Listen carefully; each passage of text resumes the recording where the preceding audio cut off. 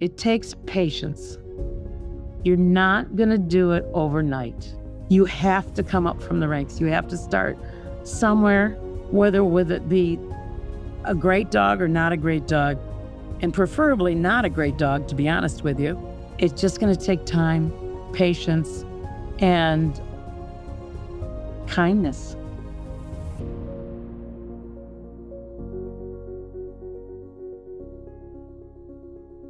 Welcome to the Better Breeder Chronicles, brought to you by EasyWhelp Premium Whelping Boxes. Elevate your breeding program with EasyWhelp. In today's episode, we visit with Lorrie Carlton of Belle Creek Bichons.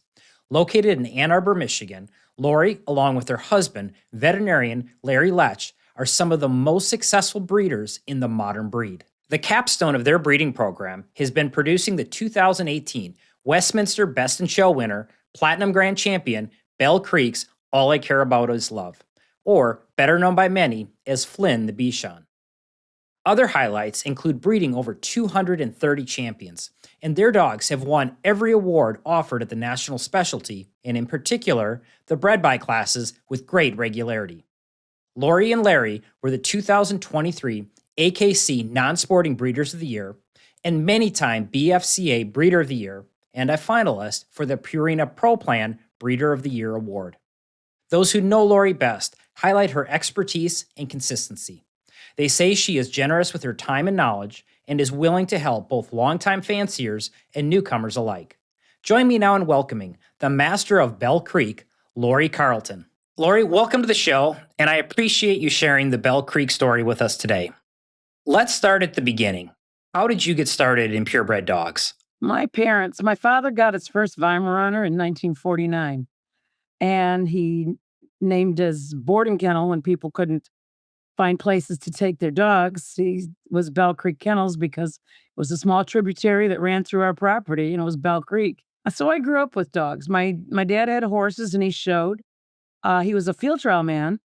In 57, he won top amateur field trial on Weimaraners with a dog by the name of Dan's Ricky of Rockledge.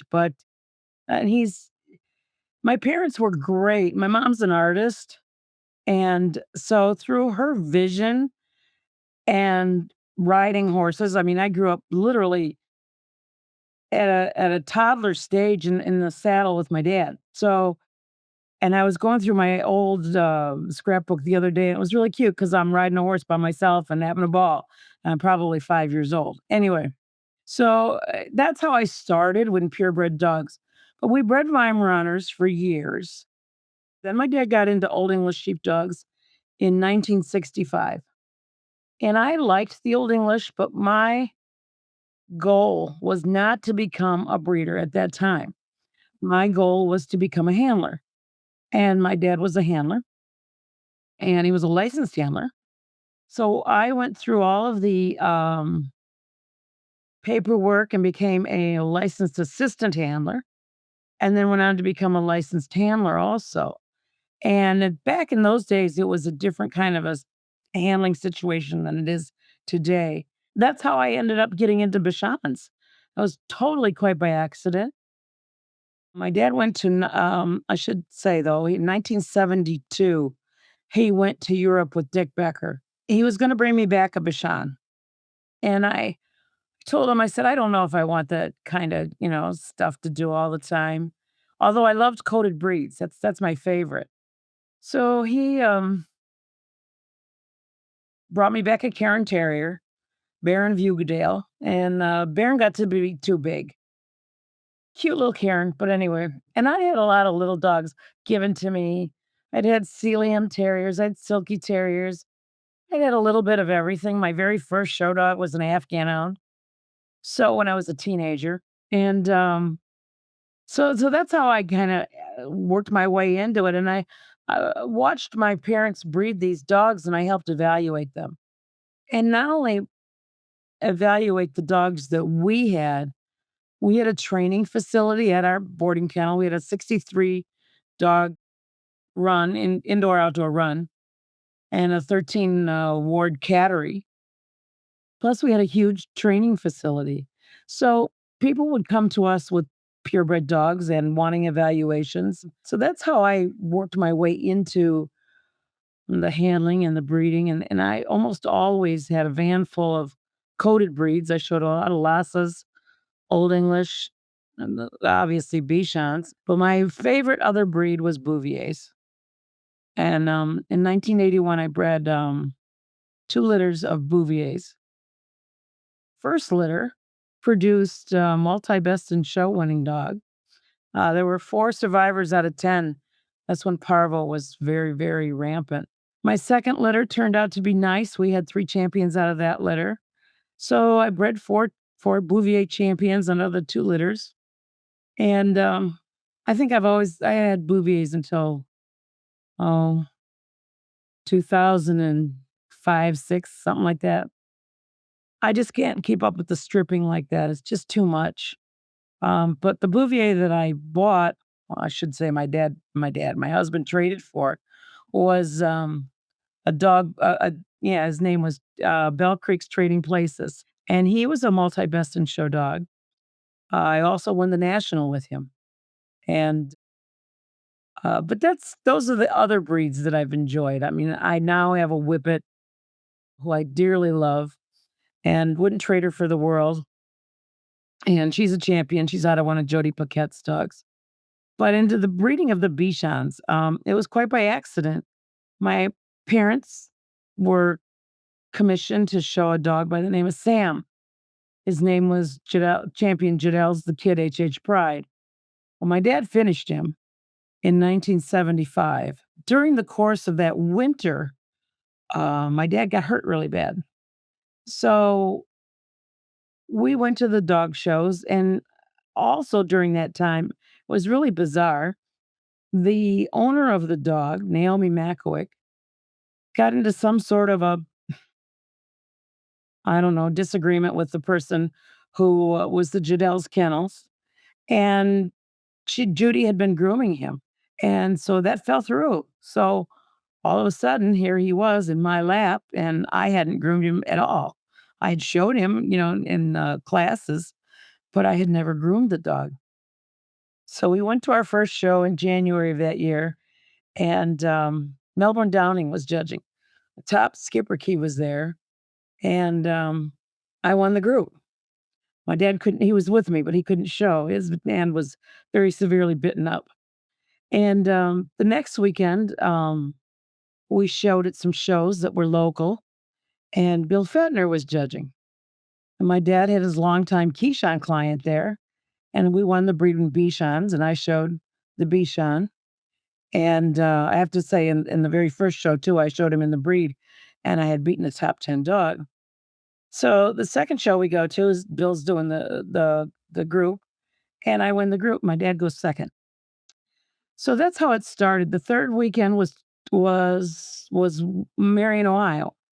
And that the shows weren't grouped together then like they are now. Of course, that was in 1976. And Sam's registered name was Champion Jadel's the Kid H Bride. He won the group under Erica Huggins. My dad also won the group under Gerhard Plaga with a River Groves King Crusher, a Great Pyrenees. So somebody had to show one of the 2 dogs in for best in show. And Tom Gannon was doing it. My dad said, "Go in there and do your best. Make sure you smile." I did, and I went best in show. That was my very first best in show, period. So not only was it with a Bichon, but it was that was my beginning. And I got the goosebumps just thinking about it. And then the next weekend we won the group too.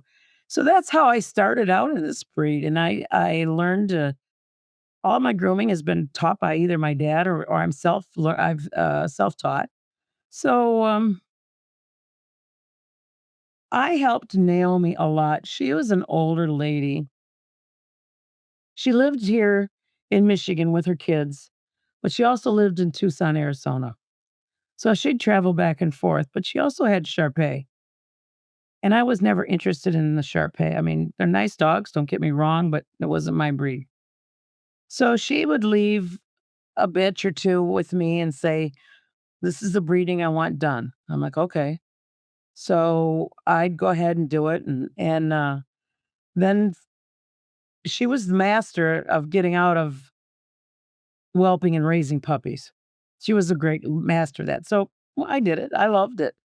So that's basically how I got right smack dab in the middle of it in the 70s. And she had given me a dog or two in between. But she also hooked me up with a lady by the name of Jean Rank. Jean was retiring from Bichons in that era. And I showed a dog for Jean. And thinking back, I love that little dog. I should have kept him because she offered him to me for nothing. And his name was Rank's Gentleman Jim Jr. And I sold him just I ended up selling him for her as a pet. She gave me a puppy out of the litter. Judy Thayer, Jadell's Kennels, went down to North Carolina where Jean lived, bought several of her dogs, of which one was already bred. The one that was already bred produced 5 puppies, and out of those puppies, I was given one. And I hemmed and hawed, and I was, going through a divorce at the time. So, I didn't need a dog at that time, and I'm like, "No." So, I took a pet, I sold it. Then I hosted a Bichon fun match for the local club at my training facility. It was fun, and I'll never forget seeing this puppy. He went opposite sex, he went best of opposite. And I don't remember exactly how old he was. I wanna say he was in the vicinity of 9 or 10 weeks. And I asked Judy right on the spot, I said, "Judy, I've already taken my pick that that Jean Rank gave me." I said, "How much do you want for him?" And she told me. I went up and I told my dad, and he said, "No problem." So then I got Rank's Raggedy Andy. And in 1981, he won the national under Thelma Brown, and I had a great career with him. I never got an all-breed best in show with him, but he was a great little show dog. He was a companion to Lux. He saved me from a fire. We had a guy I had a guy, my parents had moved on and were living in an apartment, and I bought my parents' kennel in '79. Anyway, I had a guy that was renting a room from me and came in drunk one night and left something on the stove, and I had a smoke fire in the house. And Andy woke me up. But Andy lived to 18 and a half years of Oh, age. wow. The only time he was ever sick was, like, 3 days before he died, and he and I were both in great shape at the time too. I took my bicycle out because 'cause I'm a firm believer in not only do they have to look nice, but they have to be healthy and they have to be physically fit. So, we went out on a bicycle, all my dogs, every day. We went out and there was a parking lot kitty corner to our kennel behind the school, and I worked my dogs. And Andy had a heart that was just it was great. He was literally an extremely healthy dog and a fun dog, and, I miss him. I still think about him a lot, but, that started me in Bichons. Now, you asked me for a mentor, and it's really kind of funny because here I was, a young adult in my early 20s, come on the scene like a gangbuster. I was beating top 10 dogs left and right with Andy, and I beat a few with Sam, and, I wasn't looked upon as being a very welcoming person in the breed, so at that time. So I didn't have very many people who were showing me. I had to sit there and watch people groom and try to ask questions and try to get people to tell me some of the various things that I needed to know. Sam was pretty easy to keep, and so was Andy. But some of the other Bichons that I showed, tear staining became a problem. I mean, I had a kennel. Concrete runs are not what you wanna keep a Bichon on. So, I had to devise other ways. We added on a part of the kennel in which I could put 3 by 3 pens in, and it opened up into a yard area, and so that's how I exercised my dogs. My puppies were raised in the house. I had taken my single car garage, turned it into a, dog room, puppy room, and that's where my puppies were born, and it was right off of my bedroom. In the breeding part of it, I had already learned about whelping puppies. held a Weimaraner puppy for my dad when I was less than 5 years old, and the bitch bit the umbilical cord a little too close, and my dad being an old pharmacist and old time and old ways, he just got out a needle and thread and started sewing it up. But somebody had to hold it. Hello. Yeah, well, he looked up and I'm getting a little green at one point in time, and he's like, "I don't think you should hold this puppy anymore." And, but I was 4 and a half or 5 years old at the time, so, but, so I had been around that. Our horse had foaled, so, all that was just second nature to me. And so out throughout the years, I'm the helper. My husband, is a reproductive veterinarian. He's not board certified in that, but that's his specific which has changed a little bit from when we started in veterinary medicine here at the place where we're at now. But, getting into the dogs that I had, breeding Andy, I had many champions from him. I really liked what I got, but they were all over the place. Big ones, little ones, short legged, long body.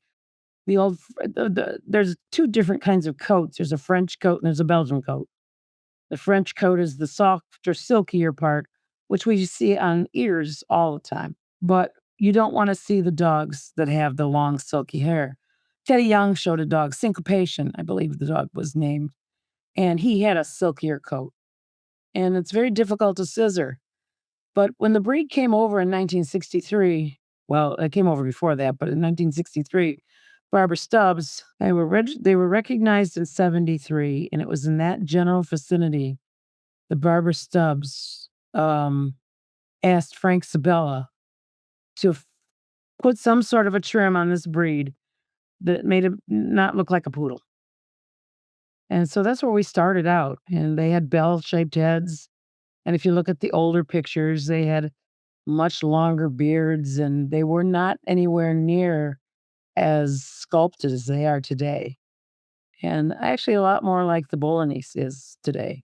I learned to scissor all by myself. I used to sit and watch our groomer when I was a kid, when I was bored. I had my chores. My dad gave me my grooming business. He said, "Here, you can have it, and, but you have to do afternoon chores at the kennel." I'm like, "Okay." So I did, but I was bored, so I'd sit there one of our, raised kennels, and I'd watch our groomer groom, and her name was Alma Schroff. Great lady. That's how I basically learned how to groom, was her and my dad. My dad taught me Old English Sheepdogs, and, another breed was Irish Setters. Those are the 2 breeds he taught me to groom on. Fellow breeders, see what your breeding program has been missing with Easy Whelp modular whelping boxes. From the durable Easy Classic design to the spacious Easy Classic Tall, Easy Whelp sets a new standard for premium design and performance. Their innovative models were developed for simple setup and maximum safety, with features like the integrated safety rails to protect your next generation. The smooth, hygienic surface allows for quick wipe downs to maintain a sanitary environment. And the new window walled option, which I personally recommend, provides the next level of safety, confidence, and convenience. And for our Better Breeder audience, use coupon code BB15 to save 15% on your purchase.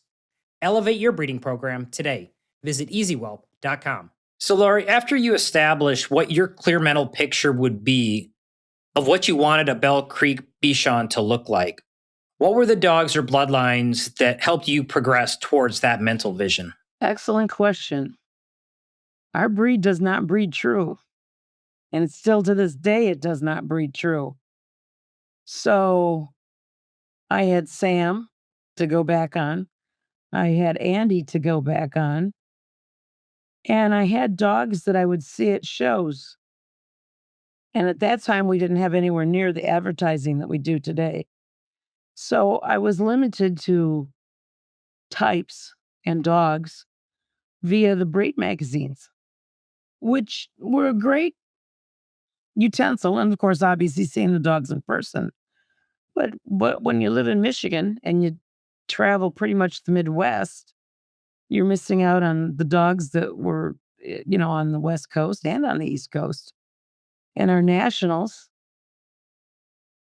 it's hard to get a dog ready, especially a Bichon, and watch the other classes. It's just very difficult.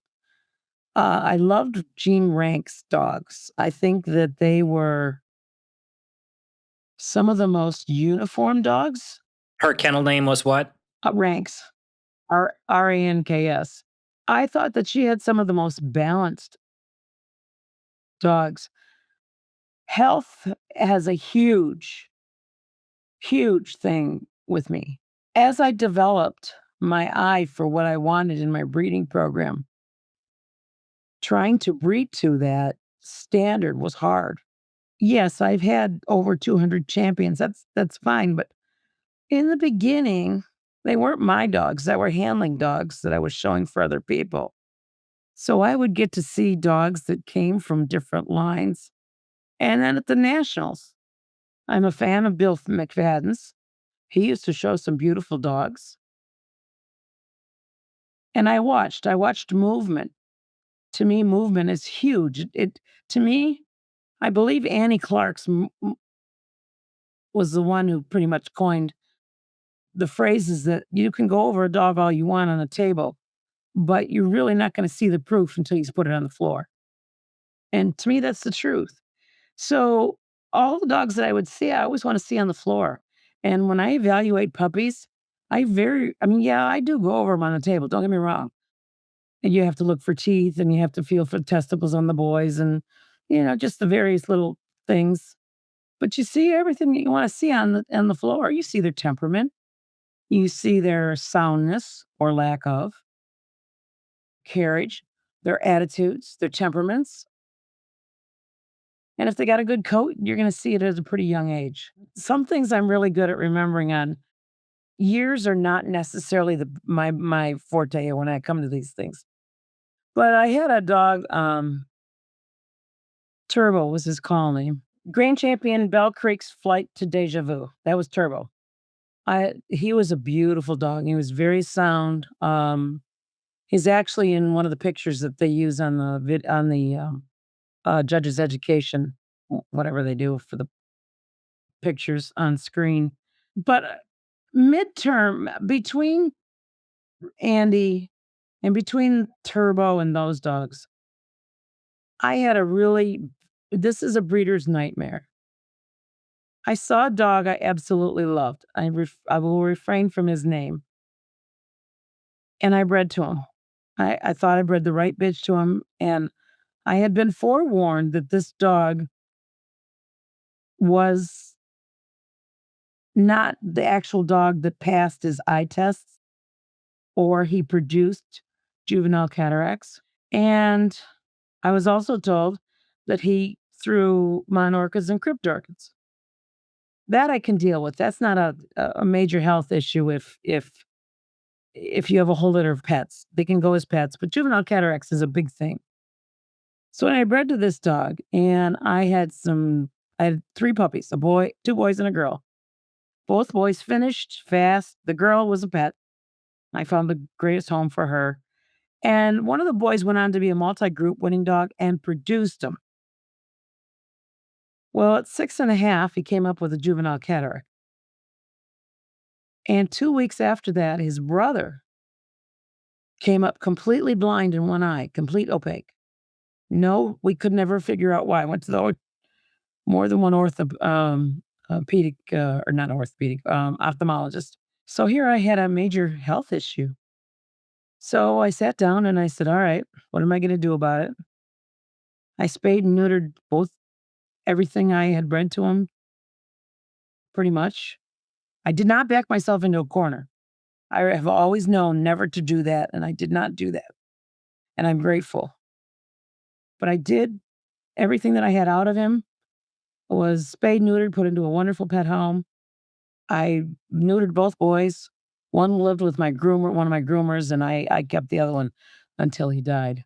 But the funny thing is too, the one dog that I used primarily out of those 2 dogs produced a multitude of monorchids, Okay. cryptorchids, and hermaphrodites. And the funny thing is ever since those dogs have been out of my bloodline, I have not had any hermaphrodites. Yes, I have an occasional monorchid. And I've had Rarely. I do believe I've had a few crypt orchids, but I could count on one hand ones that I can remember anyway. So, not a problem in my line. The problems that I find with breeders is lack of honesty. And this is where I have a major issue in breeding dogs, trying to find a dog that I want to breed to. And the breeders of today are not like us of yesterday. We don't have a multitude of dogs that we can go over. I'm very fortunate. A lot of the dogs come back to us for veterinary care, come back to us for grooming. So I can see what my progeny has produced, even though they're spayed and neutered. Oh, I've made mistakes, trust me. I've seen some dogs and I've gone, why did I get rid of that dog? But then I've also said, you know what? I'm really glad I did. Honesty is such a important part of the dog world. And I can remember my parents with their old English sheepdogs. But I remember too with my dad with his field dogs, there was no problems with the field people. I never had any issues with talking to them about what we wanted, what we didn't want, in a field dog, because I wasn't a field trailer. I was a hunter, but I wasn't a field trailer. So, coming up to where we are in Bichons, I didn't have anybody helping me, telling me who the right players were, who the wrong players were. So I pretty much had to do a little bit of testing on my own. Who do I trust? Who don't I trust? And I've made mistakes. Some of the people that I've trusted, I've obviously made mistakes with. But those that I have trusted, I've been very pleased with what I've gotten overall. Going to some of the dogs, I kind of feel bad on one dog, Belle Creek's Risque Glory B. I was at Rick Day's place and breeding a bitch to one of his dogs, and he had a litter there, and I really liked the litter, and I asked him, I said, "What are you doing with this one puppy?" And he said, "I don't know." I said, "Okay." And I said, "Can I take her home?" And he said, "Sure." And I should have named her Risque something Belle Creek, but I didn't. And that I feel a little bad about that, but I still he got a puppy back out of that litter, but Turbo was bred into some of my older dogs, but yet and some of my newer dogs. And I really liked what Turbo gave me in body and bone. Beautiful, beautiful headpieces. And he went back to a bitch that I co-bred that litter with Carla Matlock. And I had leased the bitch for that litter, and Turbo was the progeny out of that I kept. She wanted a bitch out of that litter, and of course, this was another litter where we only had 3, 2 boys and a girl, and she didn't want a boy, and the girl only ended up being 8 inches tall. So, again, our breed doesn't breed true.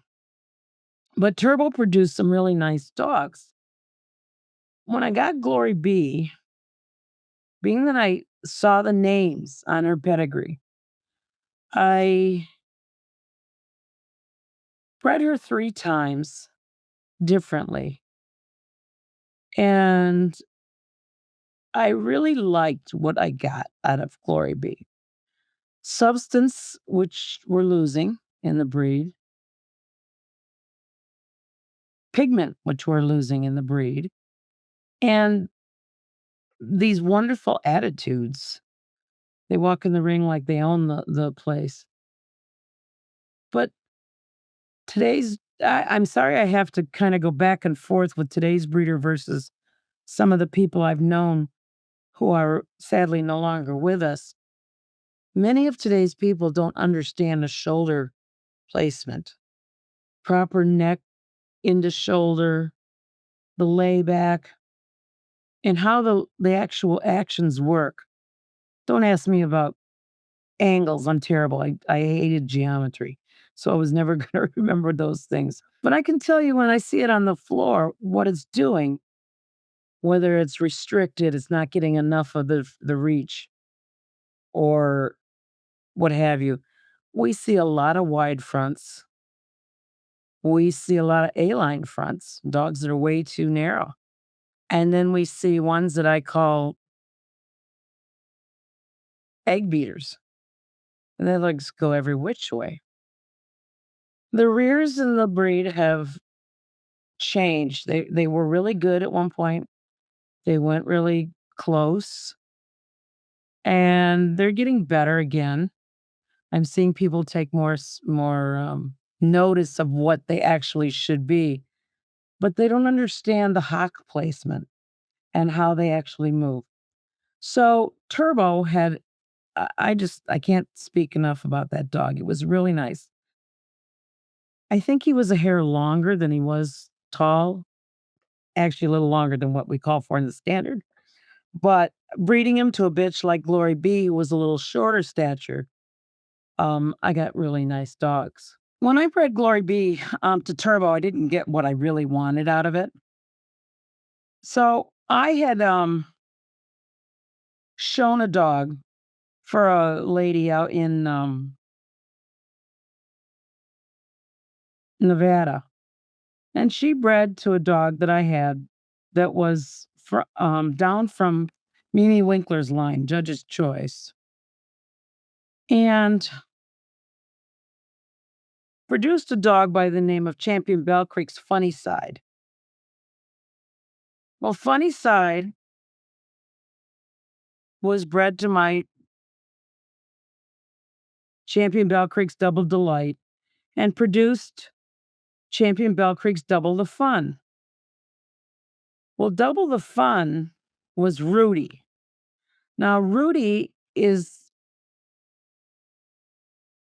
back in a lot of my pedigrees now.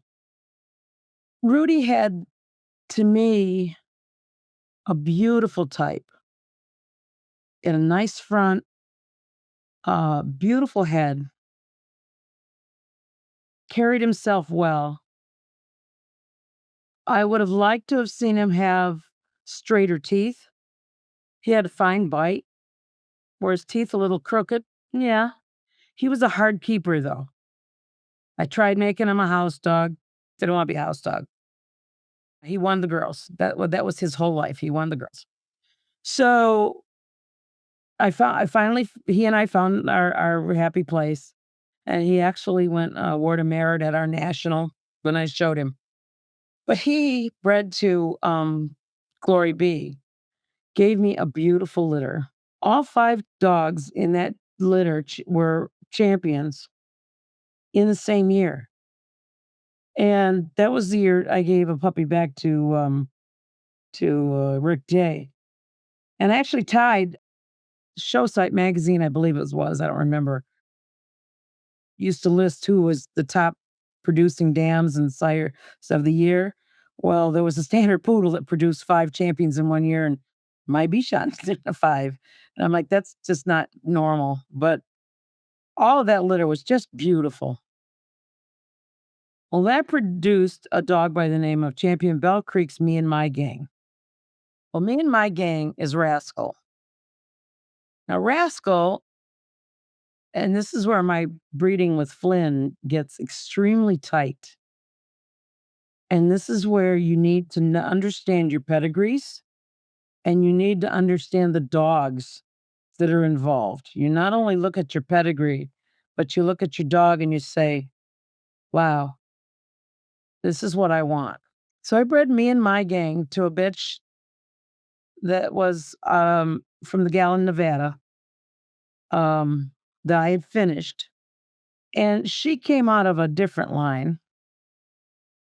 And I wasn't 100% in love with. But they had style and they had a little more class. My dogs were a little more utilitarian in some respects.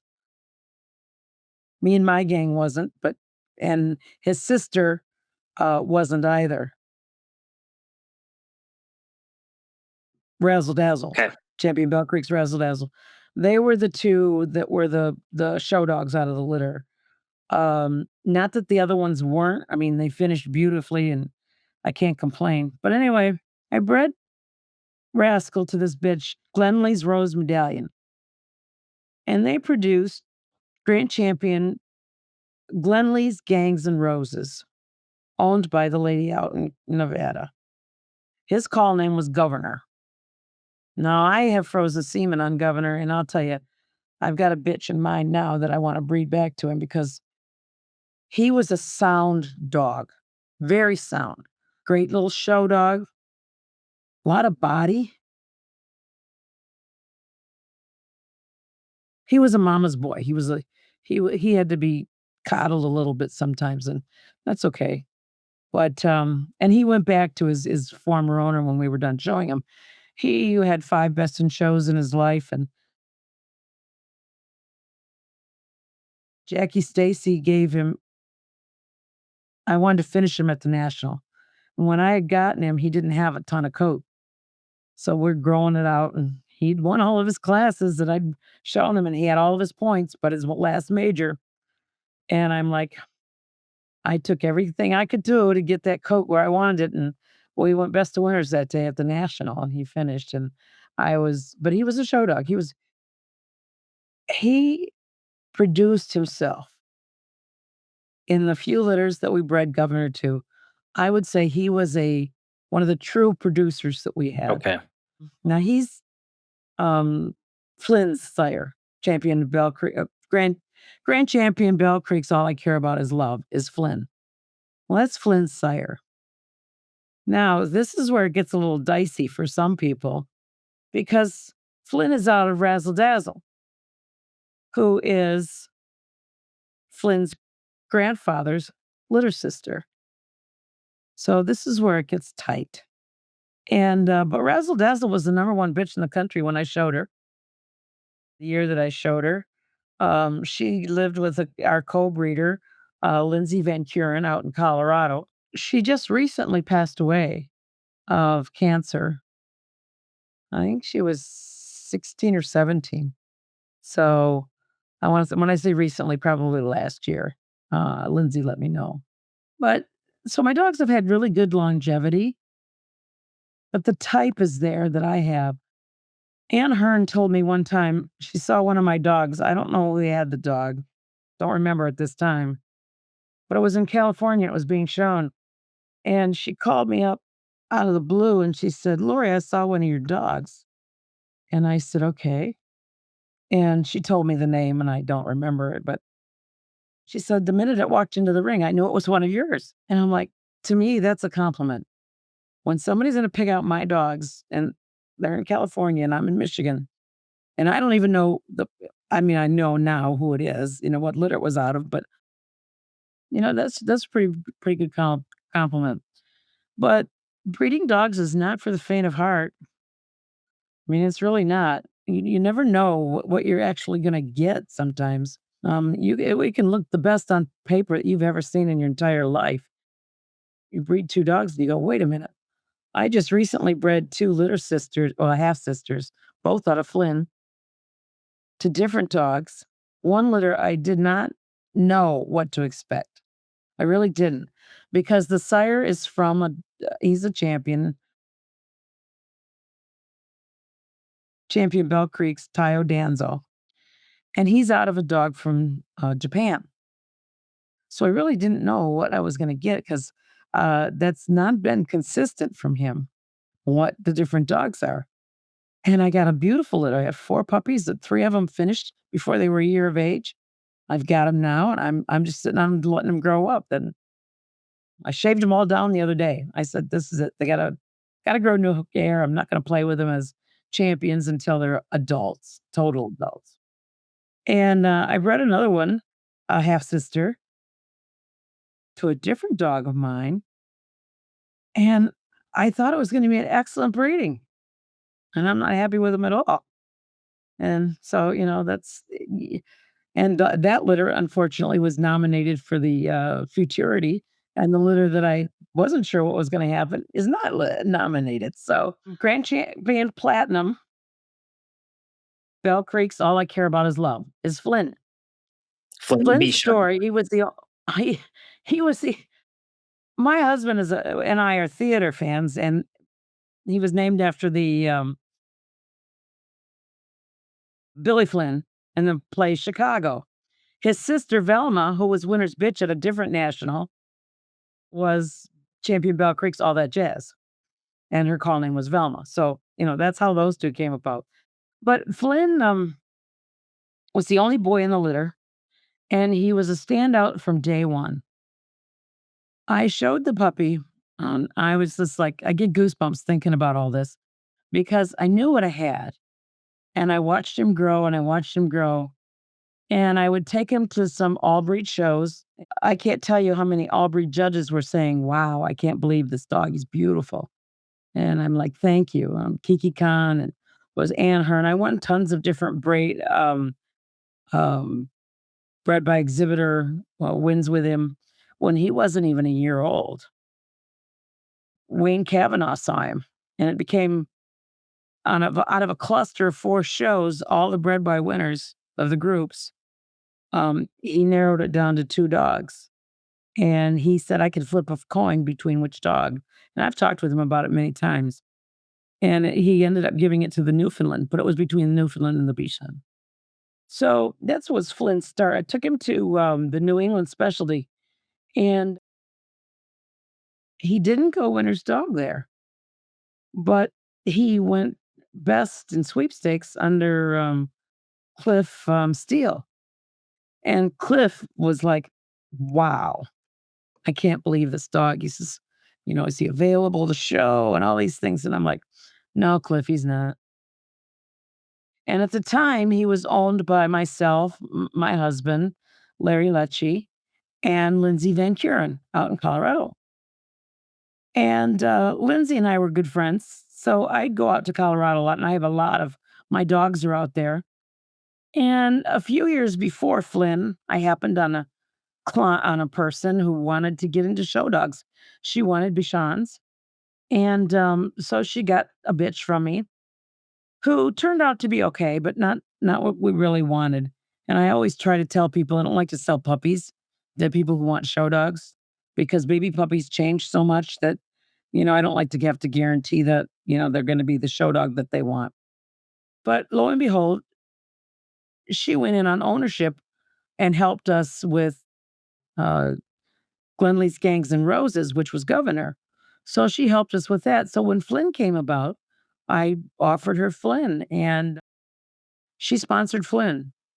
Patrina and Bruce Odette, absolutely the most wonderful people you could ever meet. I can't speak highly enough of them, and they were a big part of Flynn, so I don't wanna leave them out of my story because they financed so much, and I'll be forever grateful for that, and, I wish there was more things that I could do actually for them. They have a wonderful son and daughter and family, and I've been to their home many times, and we still go out and visit when we can. But anyway, Flynn was shown. First of all, he was shown for a year and a half. The very first show that, he went out with Ellen Perry, he was shown by her, and he got his first 2 best in shows and with her handling him. And Patrina and I and Lindsay, we got together and on Larry and decided that it wasn't gonna be the right fit for the long term. Okay. So we prob I and it was also a mutual decision with Ellen. Some situations had come up that just weren't working for us, and that's fine, those happen. So as I'm leaving the show, I'll never forget this. It was a Sunday. It was actually my birthday in September. I called up Bill McFadden. Now, Bill never answers his phone. I don't know if you know Bill or not, but he never answers his phone. And I called him to leave a message, and he answered his phone. And I'm like, okay. I said, Bill, how would you like to show the number 1 Bichon in the country starting in January? He said, I'd be honored. I said, all right, when do you want him? And he said, well, when can you get him to me? I said, let's make the change through at Orlando. So we kept our contract with Ellen throughout the rest of the year, changed and got him over there. And that was in 2016. No, 15. That was in 2015. Because he went all of 2016, he never got a best in show. And it was like, wow. Bill called me up one day and he in the midsummer and he's like, I'm getting all these reserve best in shows. And he says, I don't know what's going on. He says, this dog is beautiful. I said, Bill, I said, you show him, you groom him, they point. That's all you can do. So we're starting to make arrangements towards the end of the year in 2016 for him to be retired at the Garden in 2017. And we were gonna gradually switch over and let Patrina's bitch come out. Okay. She had a really pretty little bitch. So we get to the end of the year, and I'll never forget, we're in Orlando, and Bill's showing him. He won the breed, and I don't remember the judge. The judge was a foreign judge. I don't know if he was even from Europe or what country he was from. I do not know, and that's fair for me to say. He won the group, and I'm like, "Wow." So, we were pretty sure the Pulley, who was being shown by Linda Pitts at that time, was gonna go best in show, and, but we didn't know who was gonna go reserve, and there was a beautiful lineup out there, and Anthony DiNardo, who I dearly love, and he loves Bichons. He used to have Bichons, which is really cool too. So, he had the dogs after he examined them, and each dog went down and back. He had the dogs go around, and they would shine the spotlight on the dog, and he wanted them to grandstand, to do what they wanted to do. Freestand, no stacking, no nothing. Well, Flynn fell in love with watching him. He was just watching. Bill had to kinda go, "Flynn." Then he had to poke him and go, "Flynn, we're walking away." And he made such an impression on Anthony. He went reserve best in show at the Orlando, the AKC show, the Royal Canin show that year. And then when he came out in 2017, in the first month, he had 6 best in shows. He won Palm Springs. We went on, and he ended up with a total of 44 all breed best in shows. He won the national in 2017 under Frank Sabella. The year before, he'd been best of opposite to a dog that Scott Summer had shown, a bitch. And, but anyway, he just had a wonderful career. I can't tell you the places that he went, what he did. I bred him to many of my bitches. He was not bred to a lot of outside bitches, but the dogs that he was bred to, he produced very well. We're 34 champions out of him. Many are group placers. I've got personally of my own. I've got group winners. He's got kids. One of his daughters, I don't remember what year it was, I sold to a upstart in Korea. And her very first show, Elaine Lussick was judging best in show, and she went best in show, all breed best in show, her very first show in Korea. And it turns out that the guy that I sold her to, I didn't realize that he was an in-between person, but he was also a breeder, Bichons. He ended up dying the next year of a heart attack, which was very sad. And the people decided they didn't want to show with anybody else. So that bitch got retired and never got bred over there. But I was pretty proud of that.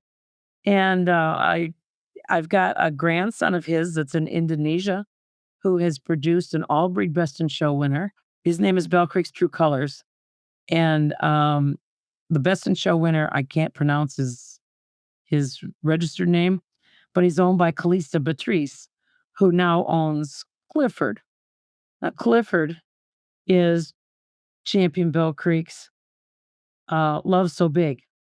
And he is currently out with Bill McFadden at this particular moment. He just did beautifully in Orlando these last week, just as his beginning shows.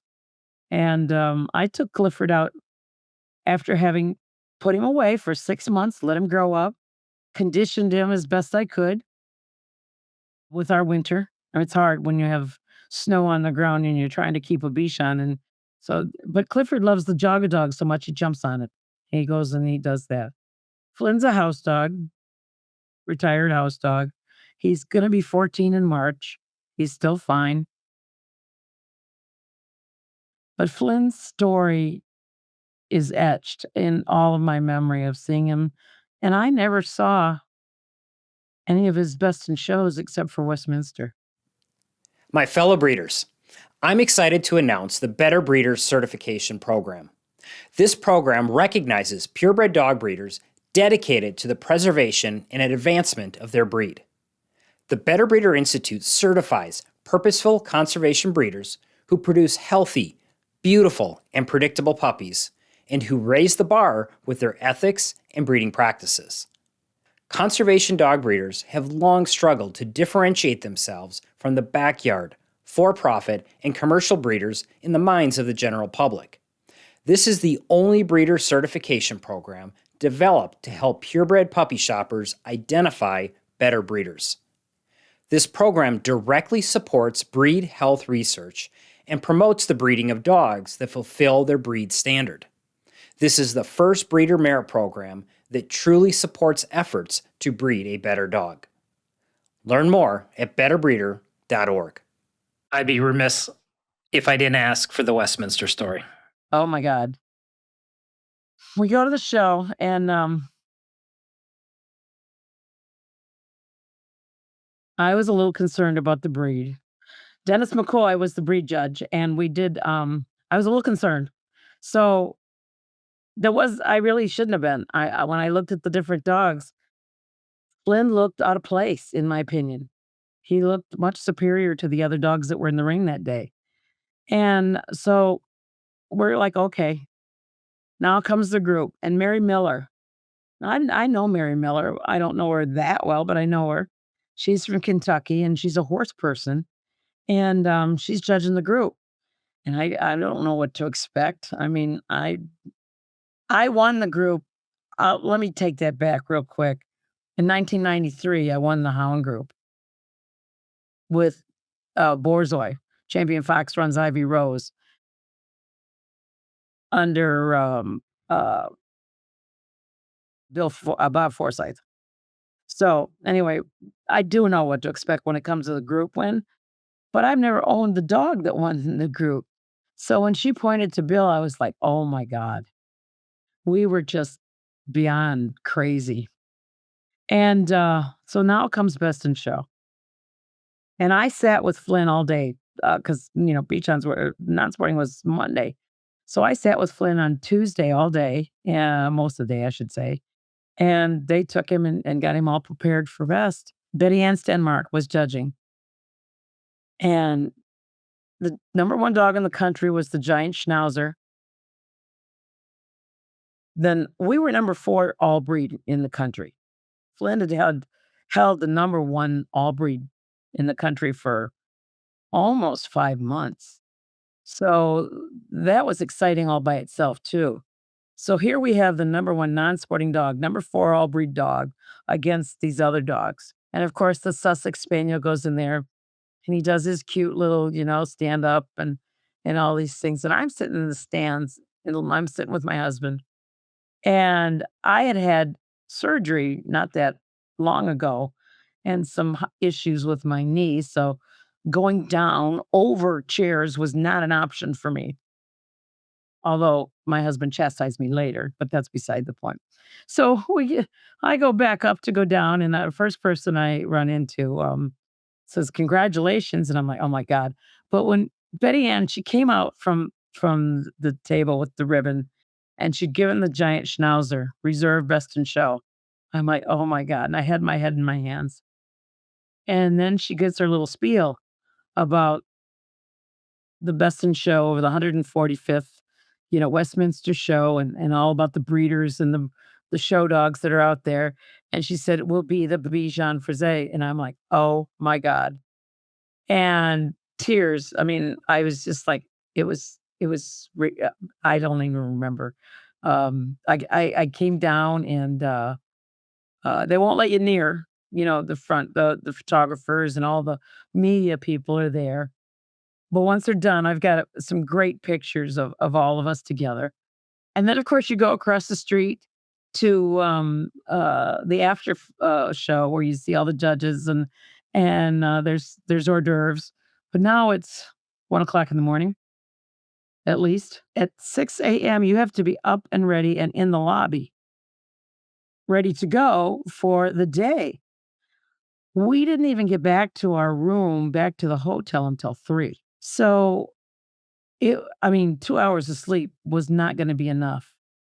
But we got it. We got on up and Patrina and Bruce and their son, Adam, and Larry and I and Bill, we all jumped out and off we went. Lindsay bowed out, and we went to the top of the, Empire State Building. Got some really cool pictures up there. We went to Fox, we went to Good Morning America, we went to Fox Sports, top of the what was the top of the, building that's up there? But anyway, we went that one. And they were gonna be going to Sardi's, and I couldn't take it anymore. I was just too exhausted, and I said, "I just can't go anymore." And Larry stuck it out. Patrina and Bruce had stopped, and I had to stop. And I'm so bummed because, they gave him chicken because that's was the preferred food over steak, but, Michael Kors was there, and I wanted to meet him so bad, and he met Flynn and fell in love with him. I'm like, "Oh my god." Anyway, so they went and they did all of the media stuff throughout the day, and then they closed out with Kinky Boots. They were at the theater, and they actually talked Flynn and Bill into the entranceway to Kinky Boots, and so he was there. And then, of course, the following day, he had another one. He had to open, Wall Street, and he went to the statue of the lady, walking her dog, and I knew it at one time, but I don't know it now, but it's about women and their, accolades and what they've done, throughout life and throughout the world and, throughout history. So, that's Flynn's story. He stayed with Bill for another year because Purina, had dibs on all that stuff, Purina Pro Plan. I got him back to take him to a dog show, where he was honored. It was the Detroit Kennel Club at the time, and people came from far and wide to get their pictures taken with Flynn. It was really kind of fun. And then I sent him back to Bill so he could finish out the year, and then I got him home. So he was gone for a good part of his life. But we did breed him a few times while he was gone, but for the most part, we waited until he was retired and came home. So, what has been his impact on your breeding program up till today? My Clifford dog, the dog that is out right now, is probably one of the nicest dogs. In fact, he looks like he could be, a clone with just a little more leg and a little bigger eye. And how are those two related? That's father and Flynn's his father. We kinda came into an awkward time when COVID hit. I had 6 of his offspring ready to go when COVID Yeah. hit. So, sadly, 4 of those bitches never made it into the ring, and, they've been producing for me, and I like what I'm getting out of them. Um, but I've had to breed out. Because of his tight pedigree, I'm very careful. I don't wanna go back in and create something that I don't want that I have to try to get rid of or, create a health issue. When I do all of my breedings, we, OFA hips, we do elbows. It's not required. We do hearts. Their eyes are checked we try every 12 months. If not every 12, it's every 14 months. And the patellas are done. My husband's always feeling patellas. And we make sure that they're good and healthy and sound. My dogs run on the jog a dog when we're not at good weather. I mean, I don't mind having my dogs go outside, but I had one of his daughters go outside one day, and the day before our national, one of the girls said, "Oh, I'm gonna let Sarah out." I'm like, "Okay, let her outside to play." Well, I figured she was gonna put her in one of the runs, right? Have 20 by 40 runs. No, she just let her loose in the back part. She dug a hole, came back in, took 3 or 4 baths just to get her to where I could even think about getting her white. And, I got white, but it was really I was like, "Oh my god, really?" So, but yeah, no, huge impact. Sarah's over in Indonesia, and she's actually been bred. She's a real nice bitch. I've got, so she started that she's the True Colors dog is, over there, and that's a grandson. So he's had quite a good impact on my dogs. Elevate your breeding program with Easy Whelp Solutions. Easy Whelp's innovative modular whelping boxes set a new standard for premium design and performance. Their washable, eco-friendly pads are more absorbent than the competition, keeping your whelping area clean and hygienic. And Easy Whelp Heat Combo ensures your puppies stay warm and healthy. Easy Whelp also carries a full line of whelping products, including box liners, feeding stations, whelping bundles, and video monitoring systems. Raise the bar in your breeding program. Visit easywhelp.com today. Lorrie, current breeders are facing several new challenges, including there just being fewer breeders, contracting gene pools, the loss of major bloodlines in many breeds. Do you have any ideas for how today's breeders can actually succeed in the face of these challenges? Well, first of all, they have to understand their own breed. They need to take and learn a little bit about the history and learn about people like myself and those breeders and where we've come from and where our dogs are. And they have to have some of the same visions that we have.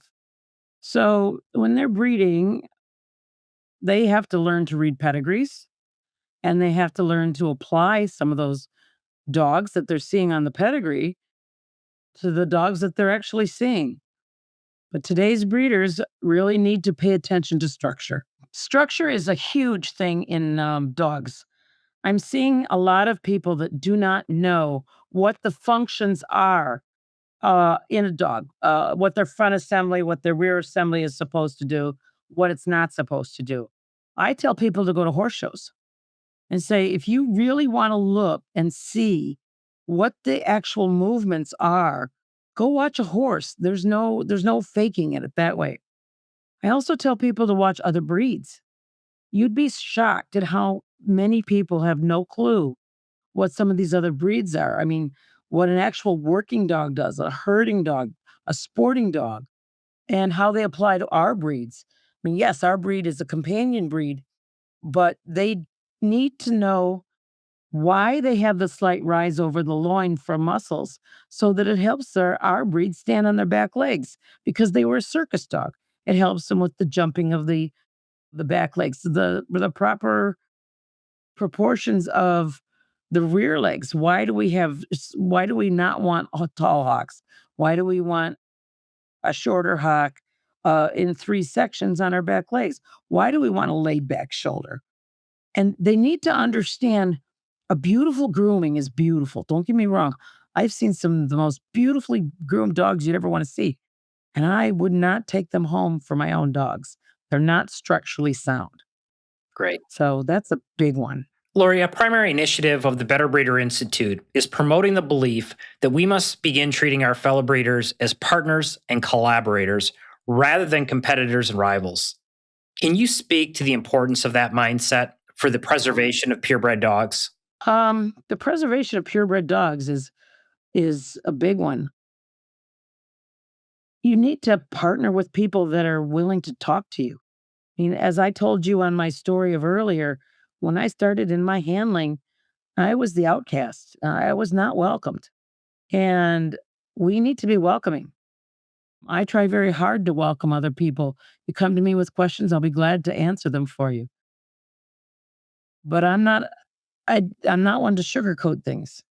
And I think that's that a lot of people have a hard time because they're looking at their dog as their pet and they have a right to that connection. So you need to partner with people and watch, learn and listen, not just go show your dog and then go home. You need to literally go in that setup sometimes if a handler will let you. if another breeder will, and just talk dogs. Call somebody up on the phone and say, "Would you mind?" And I'm like, "No, I don't mind. Send me pictures." I can't tell you how many people have sent me pictures and I've helped them with, "Okay, I think this is what we need to do with your dog and what you need to do." So, partnering with somebody that you like and you respect is gold. I mean, there's no two ways about it. At this point in your breeding career, what do you view as the most significant challenge in your breed? The most significant challenge in Bichons right now is the lack of knowledge of structure, in my opinion. They do not understand the movements, the shoulder, the front. If you don't have a front on your dog, it doesn't make any difference what the rest of the dog is like because the front leads, you know? I mean, you can have the pretty groomed dogs and they're not correct. So to me, that's the biggest challenge in our breed. It used to be learning to groom was a major challenge for a lot of people and still is for some.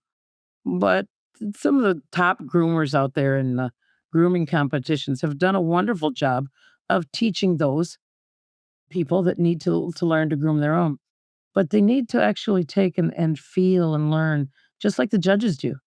What is the proper structure of our dogs and what's their purpose? The purpose is pretty easy in our breed because they are companion dogs and they're Right. circus dogs.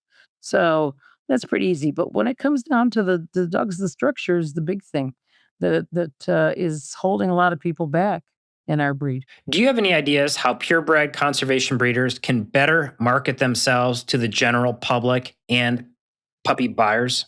By being honest, upfront, and helpful and welcoming. I think that, when you walk to a setup at a dog show and people are very engrossed in what they're doing, rightfully so,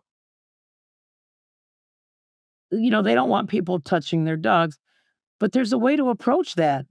I heard somebody say just at the Orlando show, don't touch, don't touch. And the attitude was like, wow, why? Why? They didn't go on to explain. Not only are we getting ready for the show, but the oils on our hands get on the dog's hair. It makes it curl. We might have just done their due. We really don't want it all messed up. But you say it gently. You say, honey, especially if you're talking to children and stuff, you say, honey or sweetie or whatever you want to say. How about when we're done showing, you come back and I'll let you pet them. And then we can talk about it and you can play with them for a few minutes. You have to be welcoming and you have to smile. You have kindness, That's how we market ourselves. We take our purebred dogs out into the public and we walk them amongst those people that have mixed breed dogs, whether they're from a shelter or they've bought in a dog purposely by somebody who's bred to different breeds. But we take our dogs out and we have to be welcoming to those people. Lorrie, if there was one current day master breeder you'd like to see featured on this show, who would that be and why? There's a couple of people that come to mind. I've seen some breeds that have taken a nosedive and I'm so heartbroken on it. But let me give one more thought. I have a couple names. A person who's done extremely well with their dogs and is young is Lindsay Cook with her English setters. Now, I don't know if she's already on your radar or not, but I think she's done a beautiful job. Another person who's done a wonderful job with their dogs is Allison Sunderman with her Welsh Terriers. And being a professional handler for so many years in terriers alone, she did a beautiful job, and her dogs, like mine, got put on the back burner. We would show our clients' dogs, and our dog would sit home. But she's done some really nice things with the Welsh Terriers, and she's kept them. And that's a breed that is, if I'm not mistaken, a low entry breed now. So those are the two names that came to my mind immediately. And if you gave me a little while longer, I'd like to go through and sift through some people that I've seen and respected throughout the years. I'm not sure they're all still with us though. That's the whole key. So Is there a breeder you'd like to see featured on the Better Breeder Chronicles? then go to betterbreeder.org/nominate to let us know. We are looking for master breeders, whether they are highly acclaimed or they work quietly in anonymity to move their breed forward. Better Breeder Chronicles puts those individuals on their rightful pedestal and shares their story with the purebred dog world. Nominate your most respected breeder today. Go to betterbreeder.org/nominate. Thinking back over your journey in Bichons, what do you feel was the most notable accomplishment of your breeding program, or what are you most proud of? I'm most proud, not only am I most proud of Flynn, who was the pinnacle, the top of the thing, but the consistency within my line, the consistency of substance, of movement, of soundness, and the best health that I can give my dogs. Um, I've got people who've come back to me for dogs now that I've got one lady, she just got another dog for me, and this is her 8th dog. So, and their families. I mean, not just that, but to me, those are recommendations all by them. They're lonesome, and I don't put my name out there, advertising wise. This is all word of mouth. So, that's that's probably what I'm the most proud of is that when you see me and you see my dogs, you recognize the two together, and I'm very proud of that. To the aspiring breeder who's listening to the Belle Creek story today, if there was one thing that you'd hope they'd take away from your story that could help them in their own journey, what would it be? You can do it. It takes time. It takes patience. You're not gonna do it overnight. You have to come up from the ranks. I don't care how you do it. You have to come up from the ranks. You have to start somewhere, whether it be a great dog or not a great dog, and preferably not a great dog, to be honest with you. And you start learning, and you stack one thing on top of the other, and you just stack those experiences, and you can do it. It's just gonna take time, patience, and kindness. After your breeding days are done, how do you want breed history to remember Belle Creek Bichons? That I put a stamp on the breed, that I was above board, that I was honest, and that I've helped as many people as I can help. I mean, there's some people that are gonna say I didn't help them, but there's obviously reasons for relationships that don't flourish, and there's obviously reasons that, some do. But I've got enough. I try and mentor as many people as I can, and it's hard. I'm here in Michigan, and there's not many people in Michigan that breed Bichons anymore. When I first started in Bichons in the 70s and 80s, we had entries of 30 and 40. It was not unheard of to see 20 specials in the ring. And that was a lot. I mean, now we don't even see those things at specialties. But I want people to remember me and my husband both.